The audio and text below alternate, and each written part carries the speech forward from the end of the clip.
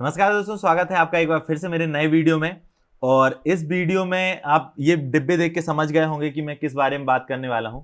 हाँ, इस वीडियो में मैं सीपीयूज के बारे में बात करने वाला हूं, सीपीयूज के बारे में और एपीयूज के बारे में कि इन दोनों में डिफरेंस क्या है, किस सिनेरियो में आपको क्या लेना चाहिए, आपका क्या यूज है, आपको किस चीज के साथ जाना चाहिए। क्योंकि काफी सारे लोगों को मैंने देखा है कि उनको ये पता नहीं होता है कि आईजीपीयू क्या कहलाता है, एपीयूज क्या कहलाते हैं, सीपीयूज क्या कहलाते हैं। मैंने देखा है काफी सारे लोग कंफ्यूज होते हैं कि सीपीयू और एपीयूज में जो कभी कभी ऐसा होता है कि जब सीपीयू लेने जा रहे हैं और वहां पे जिसमें इंटीग्रेटेड ग्राफिक्स नहीं हो और साथ में जीपीयू लेके ही नहीं आ रहे हैं, फिर वहां पे बोलते हैं कि हमारा जो मदरबोर्ड से जो है डिस्प्ले नहीं आ रहा है, हमारा ये खराब वो खराब। और यदि कई कई लोग ऐसे होते हैं जो कि अपना एपीयू लेके आ जाते हैं और उसके साथ ग्राफिक कार्ड भी लेके आ जाते हैं, तो कौन सी चीज सही है कौन सी चीज गलत है, इस वीडियो में काफी सारी जो डाउट्स हैं आपके क्लियर हो जाएंगे। क्योंकि हमने देखा है कि काफी सारे जो डाउट्स जो निकल के आते हैं, जो कंफ्यूजन होता है हमें अपने सीपीयू सेलेक्ट करने के लिए होता है जब भी हम कोई अपना पीसी बिल्ड करते हैं। मान लीजिए आपने कोई गेमिंग के लिए पीसी बिल्ड कर रहे हो, आपको अच्छे लेवल की गेमिंग करनी हो और आप जाके एपीयू खरीद के लेके आओ, तो डेफिनेटली उसमें फर्क पड़ेगा क्योंकि इसमें इंटीग्रेटेड ग्राफिक्स होते हैं लेकिन उतना अच्छा परफॉर्मेंस नहीं होता। तो ये सारी चीजें जो डाउट्स हैं ये सारे इस वीडियो में क्लियर हो जाएंगे। तो चलिए वीडियो शुरू करते हैं बिना किसी देरी के।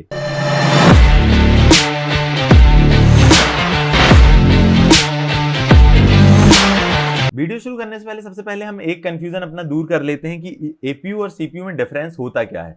एक्चुअली में क्या होता है कि जो भी कंपनियां इंटेल हो या एएमडी हो अपने प्रोसेसर्स बनाती है, यदि उस पर आपको इंटीग्रेटेड ग्राफिक्स नहीं दे रहे हैं, मतलब कि डायरेक्ट आप मदरबोर्ड से उस पर अपने मॉनिटर पे डिस्प्ले नहीं ले पा रहे हो, तो वो कहलाते हैं सीपीयूज।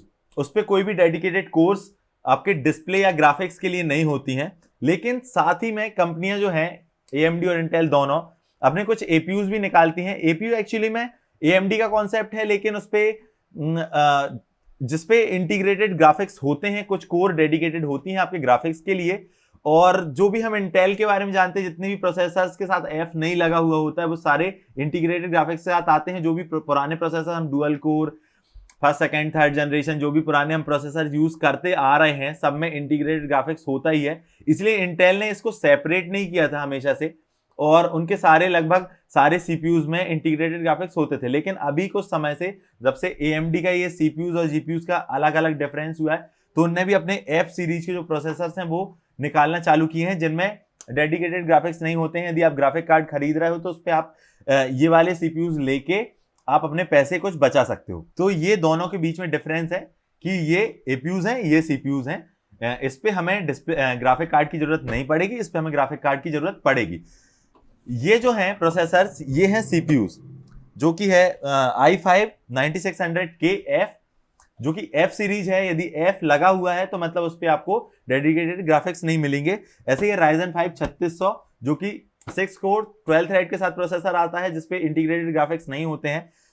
इस पे क्या होता है कि आपको जो कोर्स, जितनी भी कोर्स सीपीयूज में होती हैं वो सीधे परफॉर्मेंस के लिए होती हैं, जो कि कोई भी आपको जीपीयू के लिए डेडिकेटेड नहीं होती, इंटीग्रेटेड जीपीयू नहीं होता है। इस पे कहीं ना कहीं हमें कम प्राइस पे अच्छी परफॉर्मेंस देखने मिलती है यदि आप अपने कंप्यूटर पे एक जीपीयू लगा रहे हो। यदि आप इन प्रोसेसर्स को लगाते हो, डेफिनेटली आपको एक अच्छा जीपीयू यूज करना पड़ेगा। यदि आप गेमिंग करना चाहते हो, कोई भी प्रोडक्टिविटी करना चाहते हो, तो इन प्रोसेसर्स के साथ आपको जीपीयू की जरूरत पड़ेगी। यदि आप इन प्रोसेसर्स को अपने कोई भी मदरबोर्ड में लगाते हो, चाहे वो इंटेल सॉकेट का हो चाहे आपका एएमडी सॉकेट का हो, डायरेक्ट मदरबोर्ड से ग्राफिक्स नहीं ले सकते हो। डायरेक्ट मदरबोर्ड से आप एचडीएमआई केबल कनेक्ट करते हो अपने मॉनिटर में, तो वहां पे आपको डिस्प्ले नहीं आएगा, आपको अलग से जीपीयू एक लेना ही पड़ेगा। अब ये तो बात हो गई हमारे सीपीयूज की। अब बात करते हैं हम एपीयूज की। अब ये एएमडी के हमारे पास दो प्रोसेसर्स रखे हुए हैं, जो कि एक बेगा 8 ग्राफिक्स के साथ आता है, एक बेगा 11 ग्राफिक्स के साथ आता है, जो कि काफी अच्छे ग्राफिक क्वालिटी हमको प्रोवाइड कर देते हैं। यदि हमारा ज्यादा हैवी टास्क हमको नहीं करना, जिसपे हमें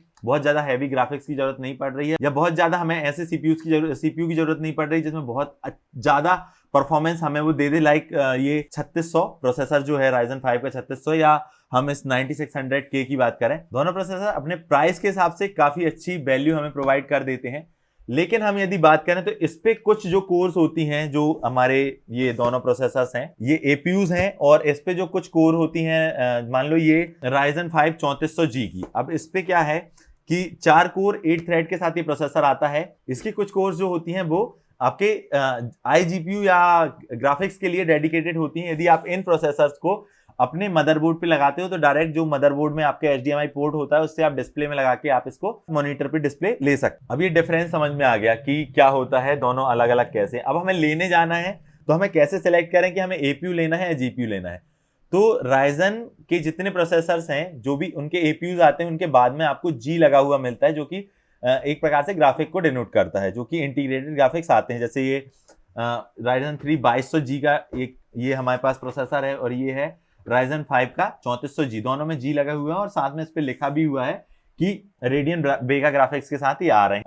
11 के साथ आ रहा है और ये 8 के साथ आ रहा है। तो ये आप यदि आप AMD का प्रोसेसर लेने जा रहे हो, जो भी आपको उस पे जो बॉक्स है उस पे भी डिनोट होगा, और यदि आप जी देख रहे हो तो वो डेफिनेटली iGPU के साथ आ रहा है, वो एपीयू है, और आप उस पे डायरेक्ट आप मदरबोर्ड से डिस्प्ले ले सकते हो। तो वहीं पे यदि आप इंटेल के सीपीयूज लेने जाते हो तो वहां पे लगभग सभी जो प्रोसेसर्स हैं इंटेल की तरफ से, चाहे वो 9, 10 जो भी जनरेशन के आप i3, i5 या डुअल कोर या i7, i9 जो भी प्रोसेसर लेते हो, लगभग वो इंटीग्रेटेड ग्राफिक्स के साथ आते हैं।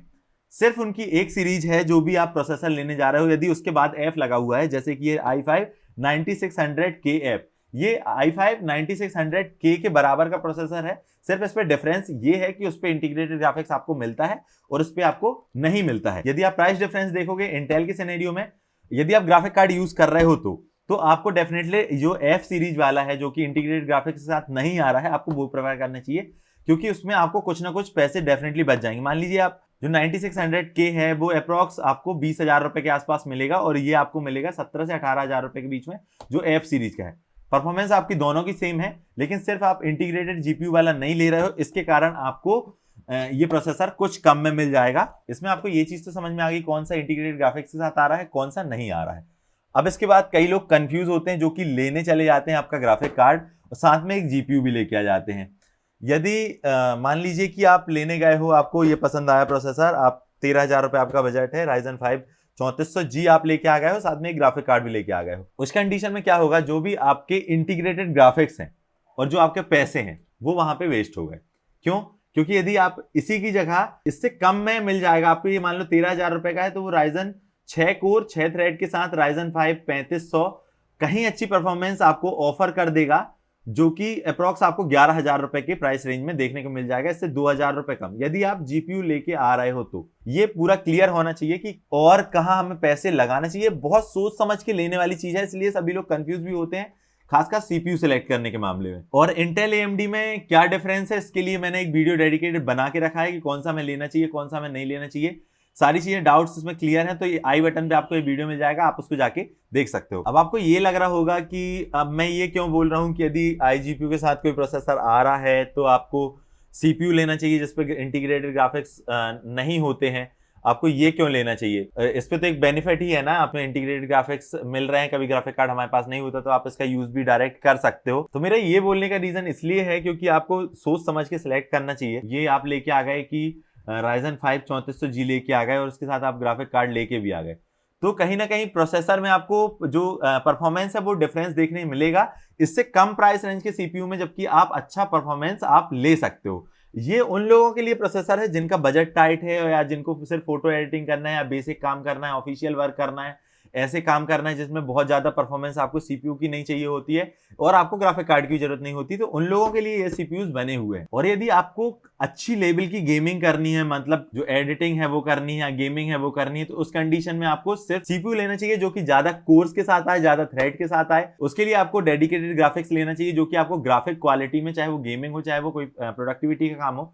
उस पर काफी अच्छी वैल्यू ऑफर कर देता है। यदि आपके बजट में कोई आपको ज्यादा दिक्कत नहीं, और यदि आपको बजट में भी दिक्कत है तो आप कोई बेसिक यूज ग्राफिक कार्ड ले लो, फ्यूचर में उसको आप अपग्रेड कर सकते हो। लेकिन मैं तो यही बोलूंगा सीपीयूज ज्यादा बेटर होते हैं एपीयूज के मुकाबले। सो आई होप गाइज आपको ये डिफरेंस समझ में आ गया होगा सीपीयूज और एपीयूज के बीच में, कि दोनों में क्या डिफरेंस होता है, क्या हमें लेना चाहिए, अपनी क्या जरूरत है, उस हिसाब से क्या लेना चाहिए। और ये वीडियो आपका कहीं ना कहीं जो सीपीयू और एपीयू में जो डिसीजन लेने के लिए भी हेल्प करेगा, और यदि आपको ये वीडियो पसंद आया है तो लाइक कीजिए, शेयर कीजिए और हमारे चैनल को भी सब्सक्राइब कर दीजिए, क्योंकि ऐसे ही सारे वीडियोस जो पीसी से रिलेटेड हैं या फोटोग्राफी से रिलेटेड है मैं काफ़ी सारे लेके आता रहूँगा। तो अभी के लिए इतना ही, मिलते हैं नेक्स्ट वीडियो में, जब तक के लिए बाय बाय।